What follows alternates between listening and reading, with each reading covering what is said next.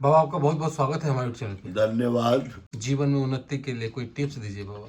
देखिए, सबसे बड़ी बात है, अगर आप उन्नति करना चाहते हैं तो अपनी इच्छा शक्ति को मजबूत बना, दृढ़ इच्छा शक्ति रख। करो या मरो की नारा जो है ना, मैंने ठान लेना चाहिए। दुनिया में, संसार में, विश्व में कोई भी आदमी भूत में या वर्तमान में अगर बड़ा व्यक्तित्व कायम किया है तो उसके पीछे उसका दृढ़ निश्चयता ही रहा है, चाहे उसकी सोच पॉजिटिव हो या निगेटिव हो। आप एग्जाम्पल स्वरूप में त्रेता में रावण हुआ या सतयुग में बलि हुए तो उनकी दृढ़ निश्चयता थी कि हम दान करेंगे ही, कोई मेरे पास आएगा तो हमको देना है।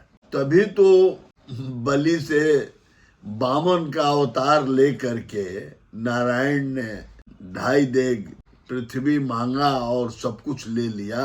वो जरा भी अपने शरीर को नाप दिया आधा डेग के लिए, है ना।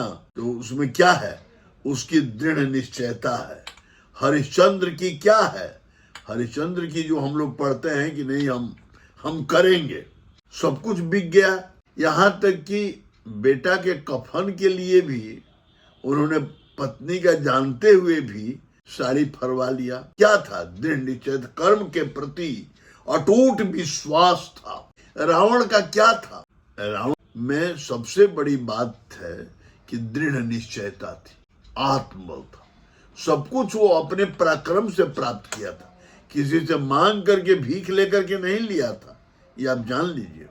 इसीलिए जोगी कथामृत में, ऑटोबायोग्राफी ऑफ जोगी में योगानंद जी ने लिखा है कि दृढ़ इच्छा शक्ति, स्ट्रॉन्ग विल पावर, जिस व्यक्ति में रहेगा वही व्यक्ति अपने पिछले कर्मों को चेंज कर सकता है।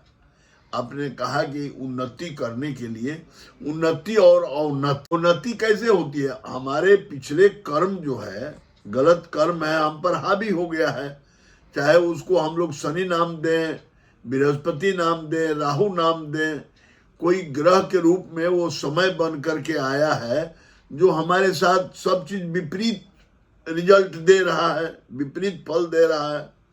अब उसको हटाना है तो हमारे अनुभवी विद्वानों के द्वारा, संतों के द्वारा, ज्योतिषियों के द्वारा जो उपचार बताया गया है उसका दृढ़ इच्छा शक्ति के साथ पालन करना ही सबसे बड़ा उपचार है।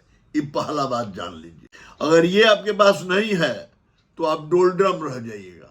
कोई काम शुरू करिएगा, 8 दिन करिएगा, और जब मिलने का टाइम आएगा तो उससे पहले उसको बदल दीजिएगा, अब दूसरा काम करने लगिएगा। तो आपके अंदर दृढ़ इच्छा शक्ति का होना बहुत जरूरी है। परिस्थिति डुला देता है इंसान को, वैसे में क्या करे? परिस्थिति को आप सही ढंग से, शांत चित्त से समझने का प्रयास करिए। परिस्थिति जो आया है, कोई भी परिस्थिति जो आता है वो रहता नहीं है। कोई परिस्थिति परमानेंट नहीं होता है, उसको बदलना है। आज आपके घर में बहुत खुशी आया है तो ये खुशी हमेशा नहीं रहेगा, इसको चेंज होना है।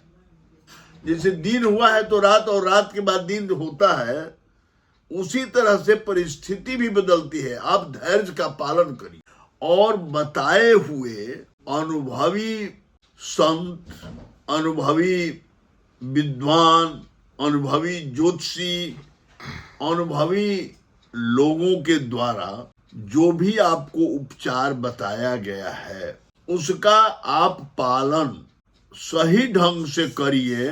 पूर्ण दावे के साथ कहता हूं कि आप सफल हो जाएंगे। अब विश्वास रखिए। जिस दिन आपको विश्वास, पहला सफलता का लक्षण है कि आपके अंदर विश्वास आ जाना, आत्मबल हो जाना कि हम सफल होंगे ही। कोई भी आदमी को देख लीजिए, हम तो बहुत लोगों को देखे हैं, राजनीति में ही बहुत लोग, लालू जी को भी देखे, मोदी जी को भी देख रहे हैं, बहुत से लोगों को देखे, और जिनकी डोलड्रम स्थिति रहती है, जो अपनी इच्छा शक्ति नहीं रहती है, किसी के कहने पर कोई काम करते हैं, उनके साथ समय नहीं बदलता है। वो जो परिस्थिति है उसको उनको फेस करना है।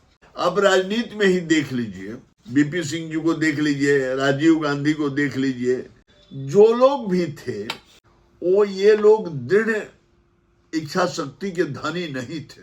किस्मत ने उनको वहां तक पहुंचा दिया। हाँ, परिस्थिति, किस्मत और उनके प्रारब्ध कहिए, वो भाग्य के बदौलत पाए थे, पराक्रम से नहीं पाए थे। पराक्रम से वो होते तो कभी वो झुकते ही नहीं। पराक्रम तो वाकई में बहुत जरूरी होता है। ये तो आप हम भी इस बात में पराक्रम में आपके अंदर पहले दृढ़ इच्छा शक्ति, ठानने की ऊर्जा हो। विषम से विषम परिस्थिति में हम पीछे मुड़कर नहीं देखेंगे। अब देखिए ना, आज हरिश्चंद्र का नाम ले रहे हैं, एक ही बेटा, वो भी शमशान घाट पर मरा हुआ है, राजा का बेटा, और कुछ नहीं है, फिर भी वो अपने दृढ़ निश्चय नहीं, हमको कफन लेना है। रावण का देखिए, बेटा मर गया। आप दुर्योधन को क्या मानते हैं? जो दुर्योधन के पास दृढ़ इच्छा शक्ति थी, क्या पांडवों में किसी के पास था?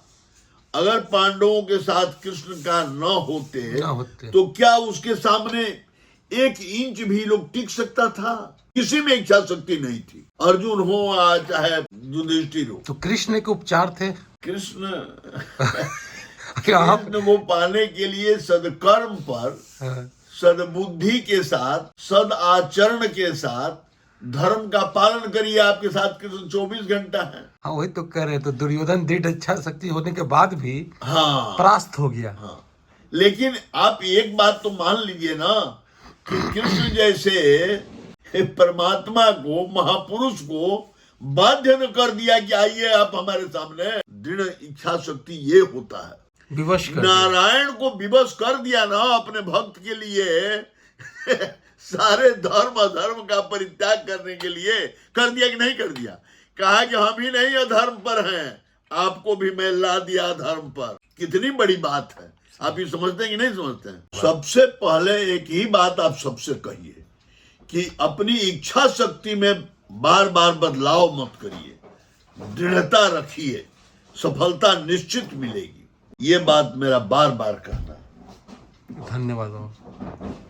तो दृढ़ इच्छा शक्ति आपको उन्नति के मार्ग पर लेके चलेगा। एक बार अगर आपने राह पकड़ लिया है और काफी लंबा चल गए हैं तो उसको बदलिए मत।